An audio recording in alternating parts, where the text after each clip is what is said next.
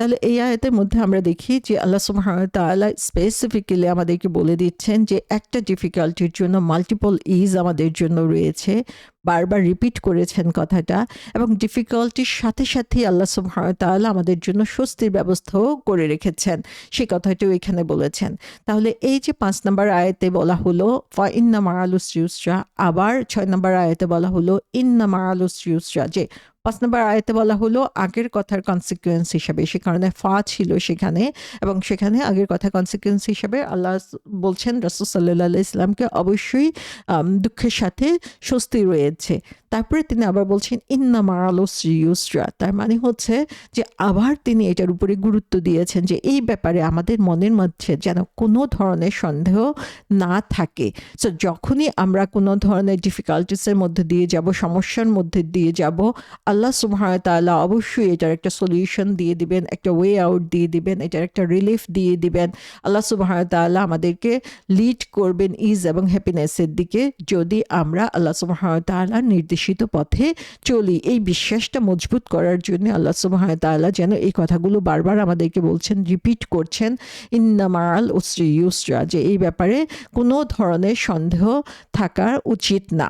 এখানে তাফসীরকারগণ ব্যাখ্যা করেছেন যে এই যে রিপিটেশন করা হয়েছে, এই রিপিটেশনের বিভিন্ন ব্যাখ্যা হতে পারে। যেমন একটা ব্যাখ্যা হচ্ছে এই যে আল্লাহ সুবহানাহু ওয়া তাআলা আমাদের জন্য স্বস্তি দিবেন বলেছেন, তো এই স্বস্তিটা হতে পারে যে একটা হচ্ছে অতীতের জন্য, আরেকটা হচ্ছে ভবিষ্যতের জন্য। সো দুইবার রিপিট করার এই দুইটা উদ্দেশ্য হতে পারে যে যখন আমরা ছোট ছিলাম তখন যে ধরনের হার্ডশিপের মধ্য দিয়ে গিয়েছি বা কষ্টের মধ্যে দিয়ে গিয়েছি সেটার জন্য একটা পুরস্কার, আর হচ্ছে ভবিষ্যতে আমাদের জন্য যে কষ্ট রয়েছে সেটার জন্য একটা পুরস্কার। তো আল্লাহ সুবহানাহু ওয়া তাআলা আগে থেকেই আমাদের জন্য ভবিষ্যতের কষ্টের জন্য যেন আমাদের জন্য পুরস্কার রেডি করে রেখেছেন, সেটা এখানে বলছেন। সেকেন্ড আরেকটা অর্থ হতে পারে, সেটা হচ্ছে যে এই যে স্বস্তির কথা বলা হয়েছে, এই স্বস্তিটা একটা প্রথম আয়াতে বলা হচ্ছে এই দুনিয়ার জন্য, দুনিয়াবী জীবনে স্বস্তি আসবে, আমরা যখন এই ডিফিকাল্টির মধ্যে দিয়ে যাচ্ছি এই দুনিয়াতেও আমরা স্বস্তি পাবো। আর সেকেন্ড আয়াতে আবার যখন রিপিট করা হচ্ছে সেটা বলা হচ্ছে হিয়ার আফটার, অর্থাৎ আখিরাতে যেও আমাদের জন্য স্বস্তি রয়েছে এই কষ্টের মধ্যে যাওয়ার কারণে। থার্ড যেটা বলা হচ্ছে সেটা হচ্ছে যে এই যে রিপিটেশন করা হলো, বলা হয় এটা হচ্ছে যে গুরুত্বটা বোঝানোর জন্য, এবং এই গুরুত্বটা কি, যে আল্লাহ সুবহানাহু ওয়া তাআলা যেন আমাদেরকে এত ভালোবাসেন যে তিনি আমাদেরকে সান্ত্বনা দিচ্ছেন, যে কোনো কষ্টে যে কোনো দুঃখে তিনি আমাদের দিকে সান্ত্বনা দিয়ে বলছেন। যেমন আমরা কেউ যখন ব্যথা পাচ্ছে আমরা বলি ঠিক হয়ে যাবে, ঠিক হয়ে যাবে। এই যে রিপিট করাটা মানে কি, যে আমার যে আন্তরিকতা, আমার যে ভালোবাসা সেটা সেখানে প্রকাশ পাচ্ছে। এই যে রিঅ্যাসুরেন্স আল্লাহ সুবহানাহু ওয়া তাআলা এখানে দেখাচ্ছেন, সেটার জন্য তিনি এখানে রিপিট করতে পারেন। বিভিন্ন তাফসীরকারগণ এভাবেও এটাকে ব্যাখ্যা করেছেন। তো এখানে আমরা দেখি যে এই 5 নম্বর এবং 6 নম্বর আয়াতে যে এই জিনিসটা আল্লাহ সুবহানাহু ওয়া তাআলা আমাদেরকে শিখাচ্ছেন সেটা হচ্ছে যে দুঃখ কষ্ট আমাদের জীবনে থাকবে, কিন্তু তার মানে এই না যে দুঃখ কষ্ট আমাদের চিরদিনের সঙ্গী হয়ে যাবে। কারণ আল্লাহ সুবহানাহু ওয়া তাআলা বলছেন যে এই দুঃখ কষ্টের সাথেই রয়েছে হচ্ছে আমাদের জন্য স্বস্তি, আমাদের জন্য সে দুঃখ কষ্ট থেকে যে বিরতি সেটাও আল্লাহ সুবহানাহু ওয়া তাআলা এখানে বলে দিয়েছেন। যখন রাসূল সাল্লাল্লাহু আলাইহি ওয়াসাল্লামের উপরে বিরাট বোঝা ছিল, নবুয়তের বোঝা, সমাজের মানুষের যেই ক্রিটিসিজম সেটার বোঝা, এবং তার অনুসারী যারা তারা যে কষ্টের মধ্যে দিয়ে যাচ্ছিল সেটার বোঝা, সমস্ত বোঝা যখন রাসূল সাল্লাল্লাহু আলাইহি ওয়াসাল্লামের মনকে ভারাক্রান্ত করে ফেলেছিল, তখন আল্লাহ সুবহানাহু ওয়া তাআলা স্ট্রংলি রিপিটেডলি এই কথা বলে তাকে সান্ত্বনা দিচ্ছেন যে এই কষ্টটাই শেষ না, বরং এরপরে বা এর সাথেই তোমাদের জন্য স্বস্তি রয়েছে। এবং প্রত্যেকটা চ্যালেঞ্জ যখন আসে তখন আমাদেরকে চিন্তা করতে হবে যে there is a way out, এটা থেকে বের হওয়ার উপায় রয়েছে। এখন আমরা কিভাবে এই চ্যালেঞ্জটাকে নিচ্ছি সেটার উপরে ডিপেন্ড করবে যে আমরা কি ধরনের রেজাল্ট এখান থেকে আশা করতে পারি। এবং এই রিপিটেশনের মাধ্যমে আল্লাহ সুবহানাহু ওয়া তাআলা এখানে ইন্ডিকেট করছেন যে এখানে হয়তোবা একটা চ্যালেঞ্জ বা একটা ডিফিকাল্টি তুমি ফেস করছো, কিন্তু এইটা থেকে বের হওয়ার মাল্টিপল ওয়ে থাকতে পারে। তো এটাও আল্লাহ সুবহানাহু ওয়া তাআলা এখানে আমাদেরকে এক্সপ্লোর করতে দিচ্ছেন যে যখন কোনো ডিফিকাল্টি আসে আমাদেরকে অবশ্যই চিন্তা করতে হবে, অবশ্যই এর থেকে পরিত্রাণের উপায় রয়েছে, আল্লাহ এটাকে আমার জন্য সহজ করে দিবেন। এবং এই সহজ করার জন্য মাল্টিপল ওয়ে রয়েছে, একটা ওয়ে কাজ না করলে আমাকে আরেকটা ওয়ের দিকে যেতে হবে। সো আমাকে তখন বিভিন্ন পসিবল ওয়েতে চিন্তা করে সেই প্রবলেমটা সলভ করার জন্য চেষ্টা করতে হবে। সেকেন্ডলি আমরা যে জিনিসটা এখানে দেখি সেটা হচ্ছে যে আমাদের জীবনে আসলে আমরা যদি একটু চিন্তা করি, কষ্টের চেয়ে আসলে স্বস্তি অনেক অনেক বেশি। যে আমাদের জীবনে আরামের সময় কতটুকু আর কষ্টের সময় কতটুকু, সেটুকু আমরা যদি চিন্তা করি তাহলে জীবনে কতটা সময় আমি অসুস্থ ছিলাম, সুস্থই ম্যাক্সিমাম টাইম আমি থাকি, কিন্তু সে কথা আমার মনে থাকে না। কতটা সময় এমন হয়েছে যে আমাকে কোনো লস ফেস করতে হয়েছে, আমাকে ক্ষতির মধ্য দিয়ে যেতে হয়েছে, আমার টাকা পয়সার লস হয়েছে। কতটা সময় এমন যে আমি দেখতে পেয়েছি যে আমাকে পরীক্ষা করা হচ্ছে। সো আমাদের এই কষ্টগুলো আসলে খুবই লিমিটেড নাম্বার, কিন্তু সেগুলোই আমাদের কাছে এত বড় হয়ে যায় যে তখন আল্লাহ সুবহানাহু ওয়া তাআলা আমাদের জন্য যে ইজ বা স্বস্তিগুলো দিয়ে দিয়েছেন সেগুলো আমাদের নজরে পড়ে না। এবং সে কারণেই আমরা দেখি যে আল্লাহ সুবহানাহু ওয়া তাআলা এখানে ইউসরান শব্দটা বলে আমাদেরকে সেই স্বস্তির উপরে ফোকাস করতে বলেছেন, যে তুমি প্রবলেমের উপর ফোকাস করলে তোমার মধ্যে নেগেটিভিটি বাড়বে, বরং তুমি চিন্তা করো যে তোমার জন্য আল্লাহ সুবহানাহু ওয়া তাআলা কত বেশি স্বস্তি দিয়ে দিয়েছে। এবং যখন তুমি সেটার উপরে ফোকাস করবা তখন তুমি আরো বেশি গ্রেটফুল, কৃতজ্ঞ হতে পারবা। থার্ড যে জিনিসটা এখানে আমরা দেখতে পাচ্ছি সেটা হচ্ছে আল্লাহ সুবহানাহু ওয়া তাআলা এই রিপিটেশনের মাধ্যমে আসলে আমাদেরকে বুঝাচ্ছেন যে এটা হচ্ছে গ্যারান্টেড, যে টাফ টাইম আসবে, আমাদের ইমোশনাল কষ্টের মধ্যে দিয়ে যেতে হবে, আমাদেরকে বিভিন্ন সাফারিংসের মধ্যে যেতে হবে, কিন্তু এগুলো কোনোটাই চিরস্থায়ী না। সো যখনই আমরা কোনো কষ্টের মধ্যে দিয়ে যাব, কোনো স্ট্রাগলের মধ্যে দিয়ে যাব, তখন যদি আমরা এই আয়াতের কথা চিন্তা করি, তখনই আল্লাহর উপরে আমাদের গভীর বিশ্বাস হবে, আল্লাহর উপরে আমরা সুধারণা করতে পারবো, আল্লাহর উপরে আমাদের আশা বেড়ে যাবে, এবং তখন দেখা যাবে যে আমাদের জন্য ওয়ে আউট করা বা এই কষ্ট থেকে বের হওয়া বা কষ্টটাকে ফেস করা আমাদের জন্য সহজ হয়ে গিয়েছে। তখন অ্যাংজাইটিতে না ভুগে, ডিপ্রেশনে না ভুগে, তখন আমরা কি করব, আল্লাহ সুবহানাহু ওয়া তাআলার উপরে আরো বেশি কনফিডেন্টলি বিশ্বাস রাখতে পারবো। সো আল্লাহ সুবহানাহু ওয়া তাআলা আমাদেরকে এই আশা দিচ্ছেন যে তিনি আমাদেরকে জন্য আশার আলো রেখেছেন, তিনি আমাদেরকে এই কষ্ট থেকে বের হওয়ার উপায়ও রেখে দিবেন। তো আল্লাহ সুবহানাহু ওয়া তাআলা এই দুইবার রিপিট করে রাসূল সাল্লাল্লাহু আলাইহি ইসলামকে তার কঠিন সময়ে যেমন সান্ত্বনা দিয়ে দিয়েছেন, এই কথাগুলো আমাদের জন্য সত্য, এই কথাগুলো আমাদের জন্য প্রযোজ্য, এবং সেটা আমাদেরকে আমাদের বর্তমান জীবনে মনে রাখতে হবে, এবং সেই অনুযায়ী আমাদের যে স্টেপ বা আমাদের যে কর্মপন্থা সেটা ঠিক করতে হবে। সো আমরা অনেক সময় চিন্তা করি যে যখন দুঃখ কষ্ট আসে মনে হয় যে না এটা এত লম্বা, মনে হয় এটা কখনো শেষই হবে না।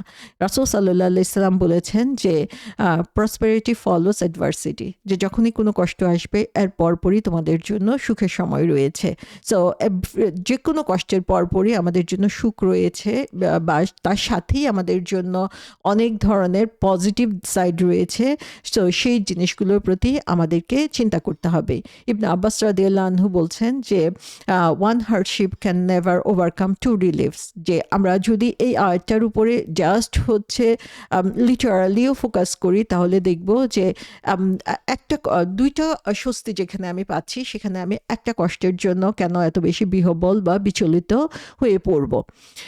তাফসীরকারগণ বলেছেন যে এই দুইটা আয়াতের মধ্যে যে ফার্স্ট যেটা ইন্টারপ্রিটেশন সেটা হচ্ছে, এটাকে বলা হচ্ছে ইস্তিসহাব। ইস্তিসহাব মানে হচ্ছে সাথে, যেটা সাথে আসে। সো এটার অর্থ হচ্ছে যে জামাশখানি এবং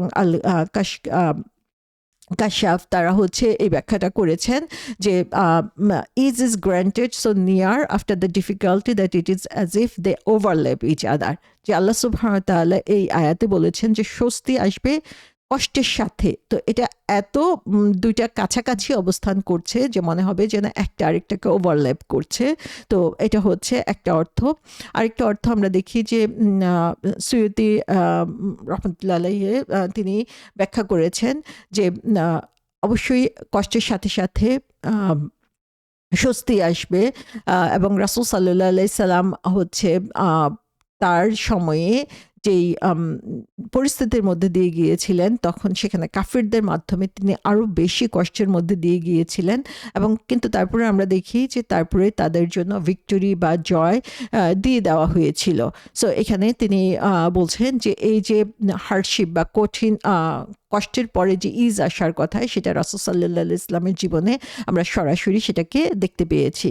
ইমাম আল বাগাবী রাহমাতুল্লাহ আলাইহি বলেছেন এই দুইটা আয়াত সম্পর্কে যে এই দুনিয়াতে আল্লাহ সুবহানাহু ওয়া তাআলা যারা বিশ্বাসী তাদের জন্য যেমন কষ্টের সাথে স্বস্তি দিয়ে দিয়েছেন, তেমনি স্বস্তি রয়েছে আখিরাতের জীবনে।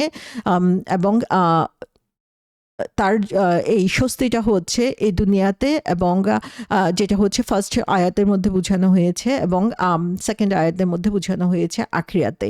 এবং রাসূল সাল্লাল্লাহু আলাইহি সাল্লাম বলেছেন যে এই hardship can not overcome two eases, যেটা আমরা ইবনে আব্বাস রাদিয়াল্লাহু আনহু থেকে বর্ণিত পেয়েছি। তো এখানে আমরা দেখি যে এই দুইটা মিনিংই এখানে প্রযোজ্য হতে পারে, এবং দুইটা মিনিংয়ের উপরই তারা গুরুত্ব দিয়েছেন তাফসীরকারকগণ। এবং এখান থেকে আমরা দেখছি যেটা যে স্বস্তি কষ্টের সাথে সাথেই আসছে। এটাকে আমরা এখন কিভাবে বুঝবো? আমরা দেখি যে এই আয়াতে একটা হচ্ছে রাসূল সাল্লাল্লাহু আলাইহি ওয়াসাল্লামকে সান্ত্বনা দেওয়া হচ্ছে। তার সাথে সাথে সেই সময়ে যে মুসলমানরা নির্যাতিত হচ্ছিল, তারা দেখতে পাচ্ছিল যে কিভাবে কাফেররা যারা হচ্ছে সংখ্যাগরিষ্ঠ ছিল, তারা কিভাবে তাদেরকে নিশ্চিহ্ন করার জন্য চেষ্টা করছে। সেই সময়ে মুসলমানদের জন্য আশা দিয়ে আল্লাহ সুবহানাহু ওয়া তাআলা এই আয়াতটা নাজিল করেছিলেন। এই আয়াতের মধ্যে আমরা দেখি যে আরও রয়েছে যে জিনিসটা, সেটা হচ্ছে আমাদের জন্য শিক্ষা। আমাদের জন্য শিক্ষা হচ্ছে যে প্রত্যেকটা কষ্ট অথবা যে কোনো ধরনের আনসার্টেনিটির মধ্যে, আনপ্রেডিক্টেবিলিটির মধ্যে আমাদের জন্য সুযোগ রয়েছে গ্রো করার। কারণ হচ্ছে যখন আমরা কোনো কিছু সম্পর্কে জ্ঞাত আছি, কোনো কিছু সম্পর্কে জানি, তখন সেটা আমাদের কমফোর্টটাকে বাড়িয়ে দেয়, এবং আমরা হচ্ছে জানি যে এরপরে কি আছে, সেটা জানলে আমাদের কাজ করা আমাদের জন্য অনেক সহজ হয়ে যায় এবং আমরা নিশ্চিন্তে কাজ করতে পারি। কিন্তু যখন আমাদের মধ্যে কোনো ধরনের লস হয়, কোনো ধরনের ক্ষতির মধ্যে দিয়ে আমরা যাই, তখন সেটা আসলে আমাকে হেল্প করে পার্সোনাল, প্রফেশনাল অথবা স্পিরিচুয়াল গ্রোথের জন্য। কারণ আমরা যখন আমাদের কমফোর্ট জোন থেকে বের হয়ে আসি, তখনই কিন্তু আমাদের আসল চেহারা, আমাদের আসল বৈশিষ্ট্য, আমাদের আসল ক্যারেক্টারটা বের হয়ে আসে। আমরা যদিও হচ্ছে স্ট্রেস বা অ্যাংজাইটি আমরা চাই না, কিন্তু যখন সেটা আসে তখনই আমার বুঝার সুযোগ আসে যে আমার বিশ্বাস কতটুকু গভীর, এবং আমি আসলে আল্লাহ সুবহানাহু ওয়া তাআলাকে ভালোবেসে কতটুকু করছি আর ন্যাচারালি কতটুকু করছি। সো আমরা যখনই কোনো ধরনের কষ্টের মধ্য দিয়ে যাই, তখনই আসলে আমাদের পরীক্ষার সুযোগ আসে যে how much patience we have, কী ধরনের সবর আমার রয়েছে, এবং সেই সবরটা আমি আরও কিভাবে বাড়াতে পারি।